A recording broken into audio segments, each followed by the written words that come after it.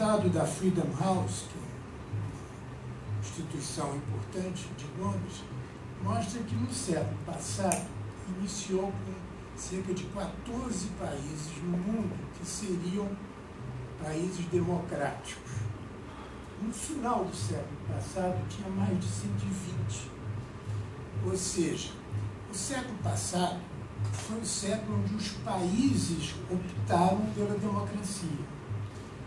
Alemanha, Brasil, Itália, África quase inteira. Então, é o século da opção pela democracia. O século atual é a opção de implementação da opção, que é totalmente diferente. E alguns vão falhar e outros não vão falhar. A boa notícia é que você já não tem um modelo só de democracia nem de constituição. Nós acabamos de lançar a escola, um livrozinho básico que é do Robert Dow, um americano de Yale, muito ilustre, onde ele faz uma pergunta, é um livro clássico, diz assim: a Constituição americana é democrática?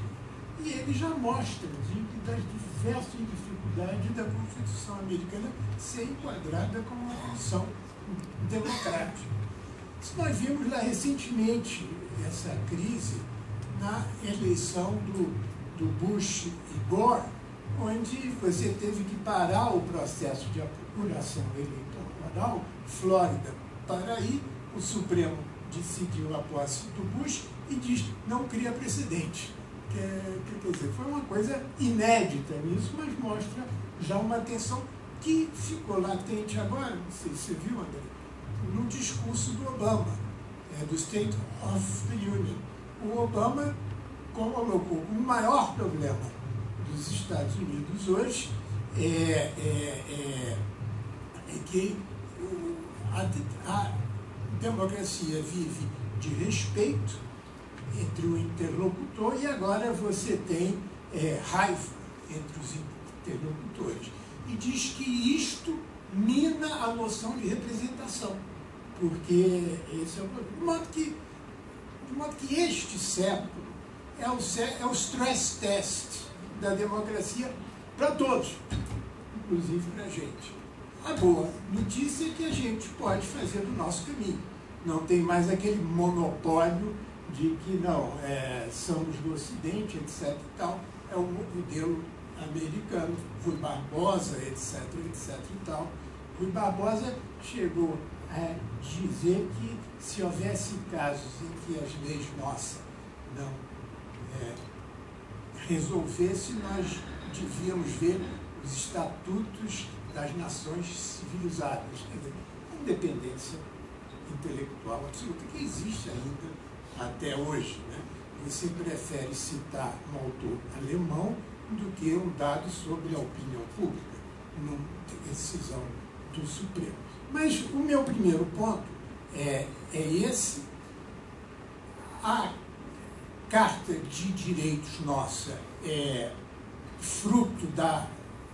Não tem, isso é na literatura mundial. A Constituição nossa foi a mais participativa de todas as constituições. Parece que agora a da África do Sul foi mais. A alemã foi imposta, a japonesa foi imposta, a espanhola foi o Pacto de Moncloa, que era um pacto limitado. A nossa se caracterizou pelos movimentos sociais, e daí vem a Carta de Direito. Bom, eu tendo a valorizar um aspecto da Constituição nossa que eu acho que está na base da Carta de Direitos, que é uma coisa muito simples, é o voto do analfabeto. Ou seja, isso foi um fator decisivo, que é a universalização da participação política. Então, a universalização da energia, do emprego, dos serviços públicos, etc. e tal, ela é uma consequência de que, e se você pega todos os gráficos, você vai ver que de 88 o voto faz assim. Por quê? Por causa da presença do analfabeto. Então, o problema ou seja, a Constituição nossa é inclusiva porque criou a base da inclusão econômica ou da inclusão cultural com a inclusão política. E isso muda tudo. E isso muda tudo. Então, esse é o meu primeiro ponto, né? E a gente, quando pensa na universalização de bens, de serviços, etc., a gente pensa sempre em algo materiais. Né? Mas não é algo material só. No meu caso, e aí estou entrando na segunda parte, é a universalização da justiça. Quer dizer, é um bem imaterial, mas esse bem imaterial tem que ser universalizado, porque senão é a lei do mais forte, a lei da violência ou do economicamente mais forte. Essa é a tensão básica no que diz respeito à universalização da justiça hoje. Quer dizer, então, como é que a gente expande isso? Como isso está sendo ameaçado? Então, essa é a minha preocupação. Né? Por exemplo, é a universalização do direito a ter uma família. É um bem imaterial. Ou seja, do arranjo familiar meu seja reconhecido como família. E não como... Aliás, a propósito, Sérgio, eu vim do Rio, peguei um avião, tive que voar um pouco aqui em cima de São Paulo. Você não dá mais 3 minutos?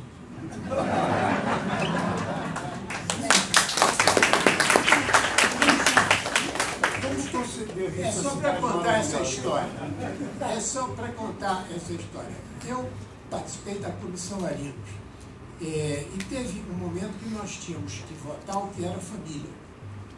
E aí teve uma proposta que é o seguinte: a família constituída pelo casamento merece a proteção do Estado.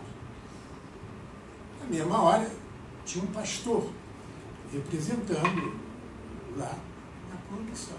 Disse: eu quero apoiar, isso é fundamental, a família só pode ser constituída pelo casamento, família hétero, pelo casamento, etc, etc e tal. E aí eu estava ao lado do Realinho, do Miguel Reale Júnior. Miguel, você vai dar rolo. Não deu outra. Mário Martins, pai de Franklin e de Ana Maria, era membro da comissão, e foi nosso primeiro voto, lembra-se? Marcito e Mário Martins. Mário Martins já tinha idade avançada, naquela época 70 anos para mim era avançado. Um dia eu revi meus critérios. O Mário Martins diz o seguinte: quero dizer que tenho 11 filhos, 12 filhos, 8 ou 9 do primeiro casamento e 2 do segundo. Tão dignos no primeiro e no segundo. Exausto. O que ele quis dizer é que você pode constituir famílias dignas sem precisar do casamento. E aí instalou-se o conflito.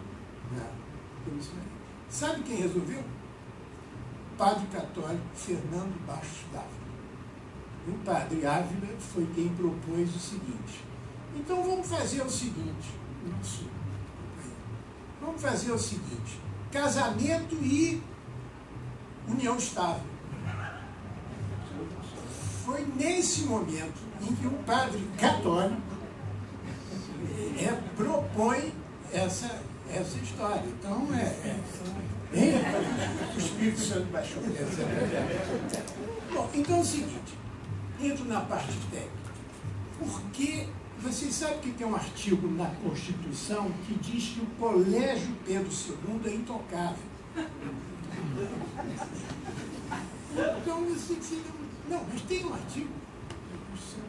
E aí eu fico sempre, mas converso com o Pedro II, como é que ele foi parar? Bom, ele foi parar porque não é pelo valor dele. E aí, desculpem, a Carta de Direitos não vai parar lá pelo valor simbólico dela ou política dela. É porque eu colocando na Constituição é mais difícil de mudar. É um objetivo pragmático. Ou seja, para mudar o que está na Constituição, então você tem assim coisas impensáveis em matéria de Constituição, não pelo valor político ou simbólico ou econômico, mas porque ele entra numa hierarquia das leis onde você precisa de muita força política para mudar. Então, esse que é o que o Pedro II vai... Então, você teve um lobby imenso na Constituição, porque todo mundo queria botar qualquer coisa na Constituição. Por quê? Porque vale não, porque não muda. Então, você tem coisas que, comparativamente, internacionalmente, em sentido, o direito da mulher prisioneira de amamentar seu filho está na Constituição. Mas isso é coisas... Mas a razão de ser é uma razão política, ou seja, não pode mexer. Então, esse aqui é o ponto. Bom, e aí a gente está com umas dificuldades, que é o seguinte, aí eu estou na parte técnica, que é o seguinte, está havendo um movimento que, ao meu ver, se caracteriza pelo seguinte: presidente de Câmara, presidente disso, fazem uma apropriação privada do cargo público. O cargo é público, mas em vez de agir como interesse público, ele usa o cargo público para um interesse privado.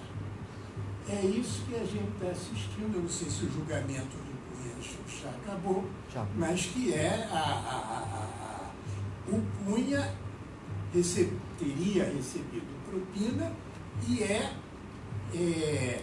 acusado com a deputada Solange de abuso do direito de fiscalizado parlamentar, ou de desvio de finalidade do cargo público. O parlamentar, e aí eu estou aqui com uma espada de Damocles na minha cabeça, que é o nosso querido Eduardo Suplicy, ele sabe isso bem, o parlamentar tem o direito de fiscalizar. Mas quando você usa o direito de fiscalizar para ameaçar empresas disso, ou para ameaçar deputado disso, você está tendo um abuso do direito. Então, a mecânica que a gente está vendo hoje é a mecânica de usar a prerrogativa pública para interesse privado. E aí você é a decisão que o Supremo hoje deve estar tomando e tudo. Tem uma aparência de legalidade, mas no meu ponto de vista, inconstitucional. E aí, mas só quem diz que é inconstitucional é o Supremo. E aí, quanto mais o Cunha, como diz o professor Diego Werneck, quanto mais o Cunha cria empecilhos regimentais, mais ele pede que o Supremo interfira no Congresso. Uma loucura. Porque quando ele se apresentou como chefe da independência do Legislativo. Mas, para se defender, ele pede que o Supremo interfira em tudo. Então, ele tem uma apropriação privada.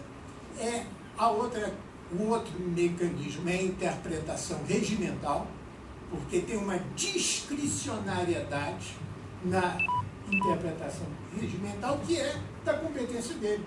Então, ele manipula, ele e vários, quer dizer, eu não estou dizendo. E, sobretudo, algo decisivo, que é o poder de agenda.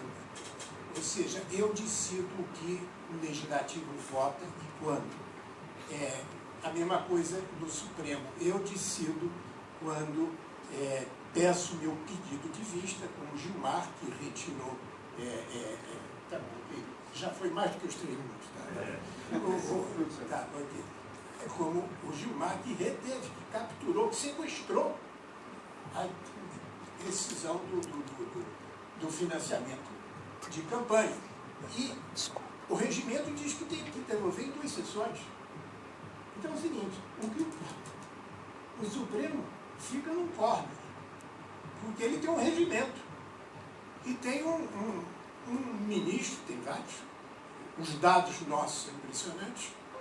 Os dados nossos mostram que o prazo médio com pedido de vista, acho que é mais de 160 dias, quando devia ser 2 sessões. Então, você, tecnicamente, essa manipulação das normas, a carência de legal, é que eu acho que é uma das ameaças ou um dos instrumentos para isso. Eu disse a vocês que eu vim fazer uma proposta. E a proposta é o seguinte: uma das conquistas que se conseguiu nesse caminho foi o Conselho Nacional de Justiça. O Conselho Nacional de Justiça é um órgão que controla os juízes não na decisão dos juízes, mas na administração da justiça. Eu tive a honra de ter o voto do ministro, do senador Eduardo Suplicy, e quando fizemos, que eu fiz parte do primeiro conselho, nós estabelecemos a proibição de nepotismo. Nós estabelecemos o corte de adicionais que aumentam os salários. Tinha tribunal, estou brincando não, tinha tribunal que você tinha adicional pelo título universitário. Entendeu? Universitário. Quer dizer, se você tivesse o título de bacharel em direito, que é um requisito, você tinha um adicional.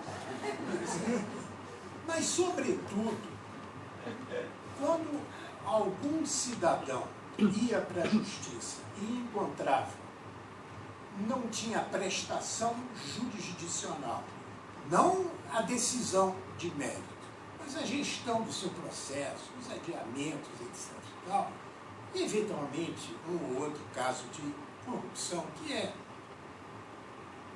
pequeno, proporcionalmente ao tamanho do judiciário. Ele pudesse ir ao Conselho Nacional de Justiça, dizer, eu, como cidadão, tenho direito que... Porque ele não vai reclamar diante do tribunal local, porque é o tribunal local que vai julgar ele. Então ele precisava de um tribunal acima dele, ou de um conselho, onde ele pudesse exercer a sua liberdade para ter o direito de justiça. Isso está sendo desmontado. Um dia, se vocês quiserem, falo com mais calma, antes que Paulo Sérgio me mande de volta para o Rio. Muito obrigado.